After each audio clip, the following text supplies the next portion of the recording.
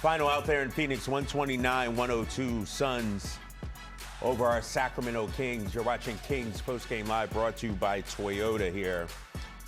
Drapes, Morgan. We'll hear from Doug and the players coming up in a minute. Hope to have an update on Maxime Reynaud and exactly what happened to him with 4:20 left to go in that fourth quarter. But I guess you can say add injury to insult. I mean, the Suns, they're 3-0 against us, and now we lose one of our bright young players, Morgan. That's a gut punch right there. A gut punch. And especially with you and I at it was fun at the half, right? Yeah. Talking about some good basketball. And we're like, all right, can we continue that?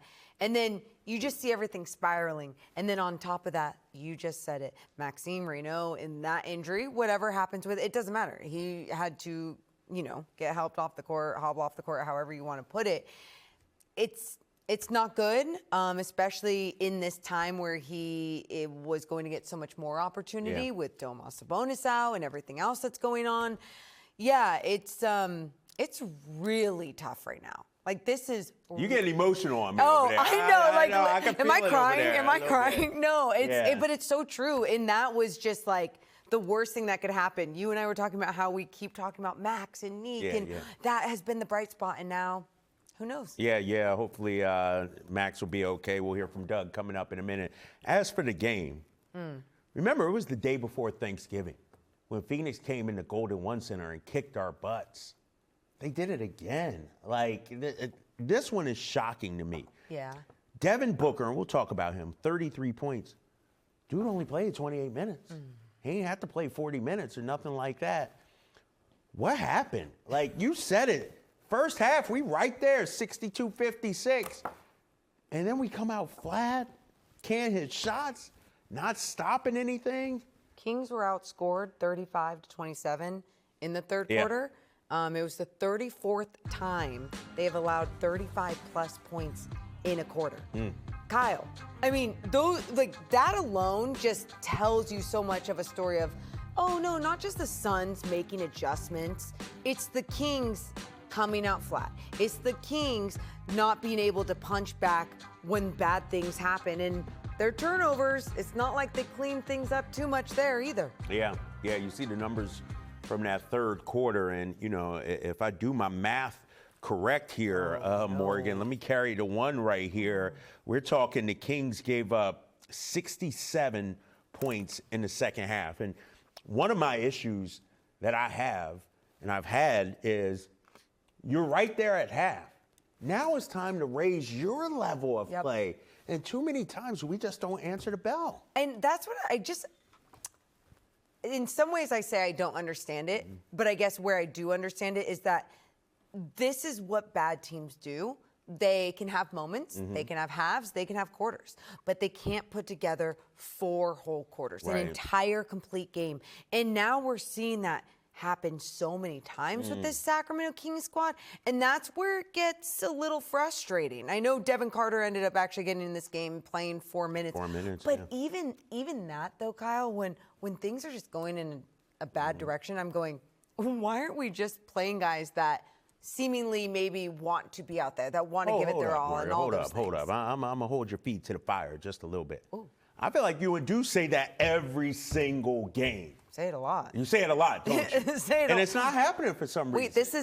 Wait, we just put this post-game show on repeat. Right. No. Like, why aren't the young guys, getting some more minutes? Yeah, and like even when Russ went back in at the end of this game, again, I know what Russ is capable of. I love his game. He's breaking records game by game. We know all of this, yes.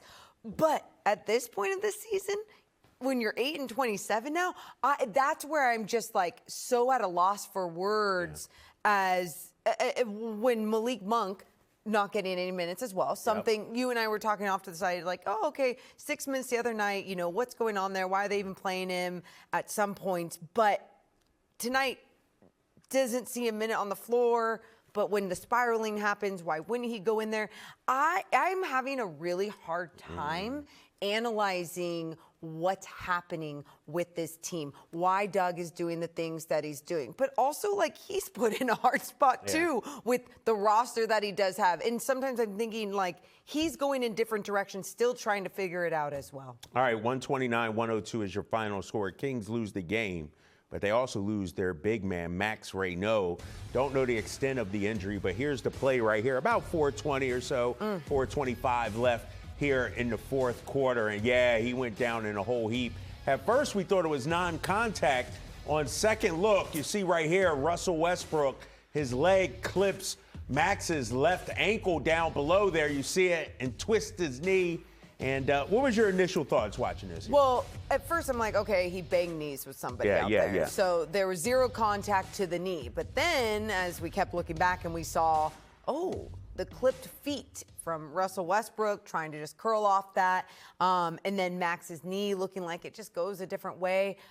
It just kind of took my breath away because it's like, in a season like this, when there is something good, you want to hang on to it. Yeah. You really do. And it's not even, I think a lot of people do think sometimes when we are talking about the rookies, it's like, you're just trying to push out something positive and find something positive. And no, it actually makes me happy with this organization, with the future of this organization, everything. So when that happens right now, in these minutes, in these moments, in these opportunities, when he's going to get playing time no matter what because the person in front of him's injured, it's just heartbreaking.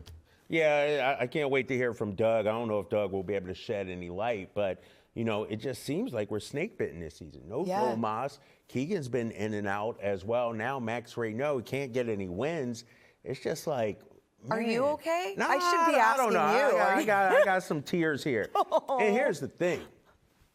It's supposed to be a new year. You know what I mean? No, Kyle. New Year's resolutions, fresh start. Your boy hit the gym earlier. I'm trying to get the gains on. Yes. But yet, not much has changed. Not much has changed. And I know Scott Perry. I know those in the front office. I know ownership feels like this is unacceptable. Yeah. Like, I don't think they're just sitting there with their hands under their, sitting down on their hands just like, oh, well, this is what it is. No. Like, this is, I've been texting with people, and they're livid right now. Yeah. Not at anybody particular, but just being in this situation right now, being this bad right now. Yeah, because we all know, and we've seen Scott Perry talk to Mark Spears, talk to so many other people, like it's a process, it's a transition. We know all of that. Right. And we know that there's been conversations and rumors about different players and trades and how people can move. All those different things. Yes, we love hearing that things could change. But you are where you are right now. And I think sometimes what's tough is all we want to see is the players and the coaches control what they can control with the roster, with their playing time, with their opportunities. Can you just make sure that you are not taking a second for granted, that you are not letting up on a single possession? And sometimes we're seeing that with some guys that are still playing out there, and that's when it gets tough. 129-102, your final score. Phoenix getting their third win over the Kings this season. Devin Booker came out early. Often he was hitting on all cylinders. He put the stamp on this thing early on and didn't even play much in that second half. He didn't need to, especially at what he did in that first quarter with the 20 points. I mean, he was hunting out any mismatch, anybody he wanted to go up against. And obviously when he was going up against Nick Clifford early on in this game, he was feeling confident and good. And I felt like Nick, after he picked up his first foul, didn't want to pick up another. So then he got less physical with him. Dennis Schroeder did a good job being as physical as he could, getting up on Devin Booker. And then you even saw in that last low light, highlight, whatever you want to call it, Maxime Reynaud in that drop coverage. Like, everyone was doing the best they could do out there on Devin Booker. He was cooking. He was feeling good. He was unstoppable. Yeah, did not play at all in the fourth quarter, talking about Devin Booker. I mean, he put on a clinic tonight. That's why he's one of the best guards, two guards in the game. All right, Kings fall 129-102.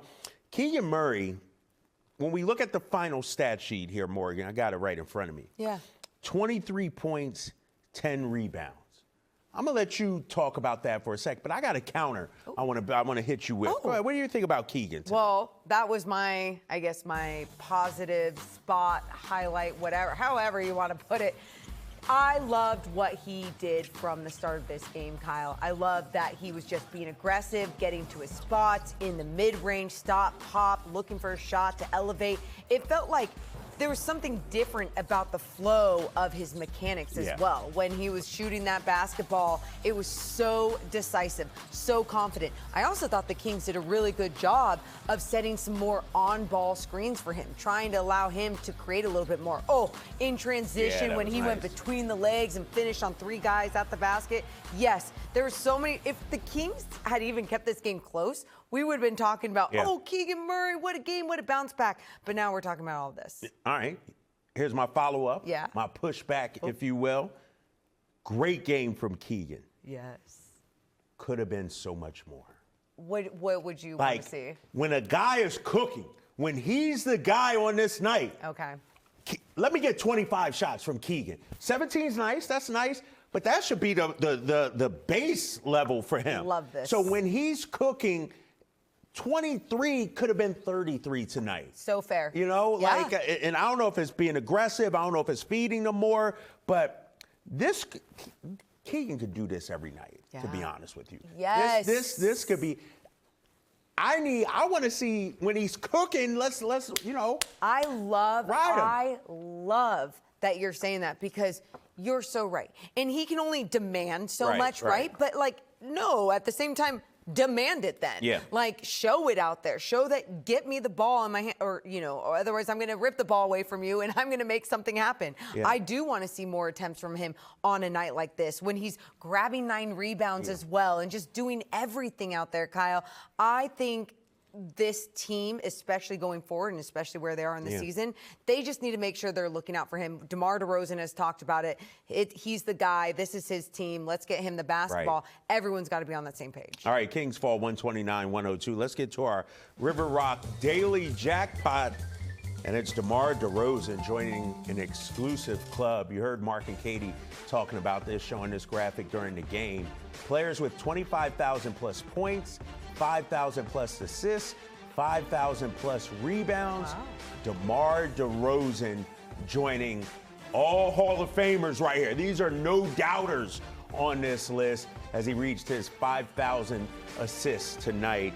Didn't have to shoot a lot, didn't shoot a lot tonight, did some other things. What do you think about DeMar? Yeah, in his 30 minutes, I love having DeMar out there. He's a professional. Obviously, there wasn't a whole bunch from DeMar DeRozan or too many other players on the Kings tonight, but DeMar was trying to get his. He had a really nice move in the beginning of the game where it was just on the baseline, fundamental, pump fake, took the step through to the basket. And I think this is it right now. There it is. Hey. But yeah, for DeMar, it's you want to see this type of night from him all the time. Or, and even a night when he can get you a bucket, when he can put the team on his back and you can rely on him, all the things. But I feel like he's done a good job this season adjusting his game, especially when Keegan Murray came back from injury. All right, still waiting on Doug and the players to meet with the media. When they do, we will bring it to you. We got much more post-game live coming up in just a little bit. We'll take a look at some final numbers from this game. Plus, we look ahead to Milwaukee. That's coming up a little later. More post-game live after the timeout.